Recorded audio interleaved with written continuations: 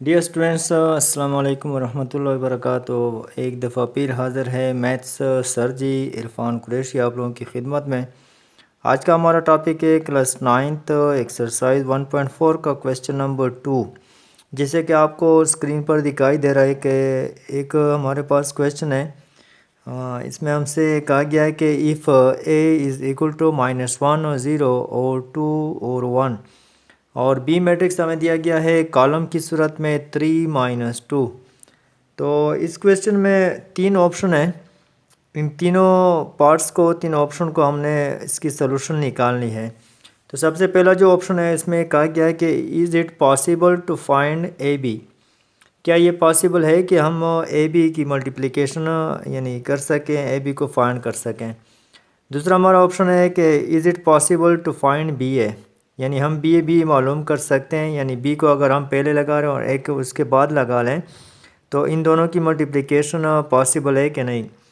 और तीसरी हमारे पास जो है फाइंड पॉसिबल प्रोडक्ट्स और प्रोडक्ट, यानी प्रोडक्ट अगर एक मल्टीप्लिकेशन हो सकती है ए बी की तो वो मालूम कर लें, या फिर अगर दोनों ए बी और बी ए दोनों हो सकते हैं तो फिर दोनों का आप मालूम कर लें।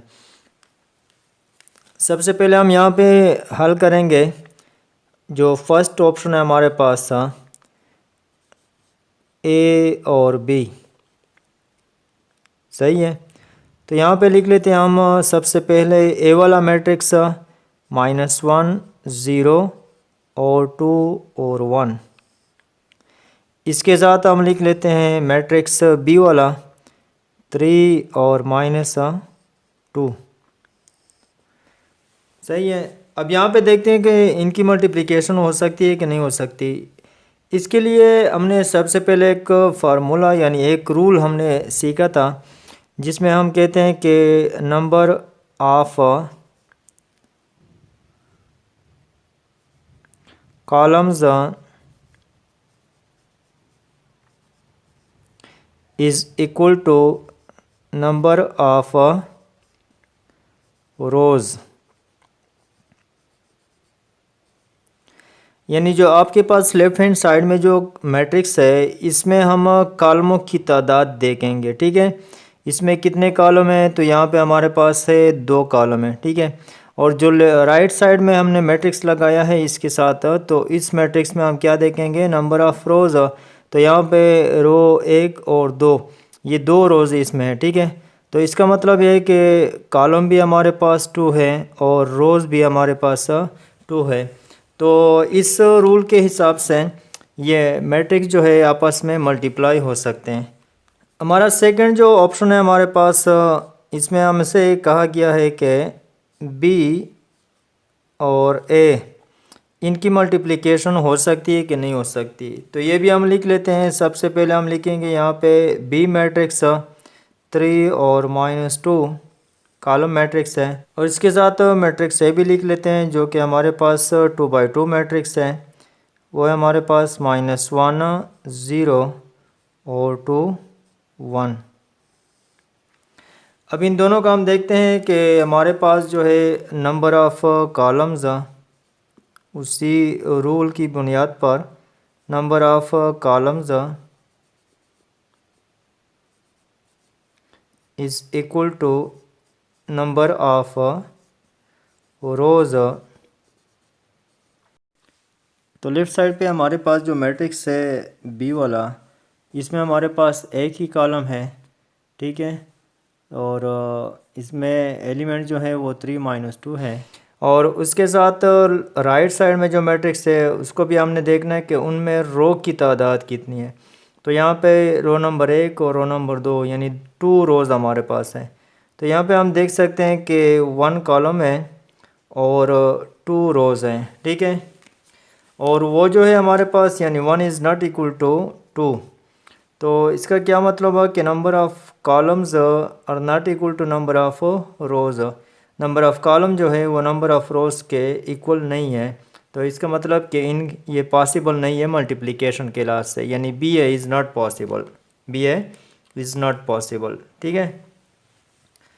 अब हमारा तीसरा ऑप्शन जो है वो है कि इनकी प्रोडक्ट जो है हमने मालूम करनी है, ठीक है। Option number 3। तो चूँकि एक ही पॉसिबल है, ठीक है, ए बी जो है वो पॉसिबल है, ठीक है, जो पार्ट फर्स्ट है, लेकिन पार्ट टू जो है वो पॉसिबल नहीं है। तो हमने क्या करना है, प्रोडक्ट सिर्फ मालूम करना है इस ए बी का। तो यहाँ पे हम लिख लेते हैं ए और बी। ए वाला मैट्रिक्स जो है वो भी लिख लेंगे, -1 0 और 2 1, और उसके साथ हम लिख लेंगे बी मैट्रिक्स 3 -2। अब इन दोनों का हम क्या करेंगे, मल्टीप्लिकेशन करेंगे, ठीक है, इनकी प्रोडक्ट हमने मालूम करनी है। तो यहाँ पे हम लिख लेते हैं ए और बी इज़ इक्वल टू,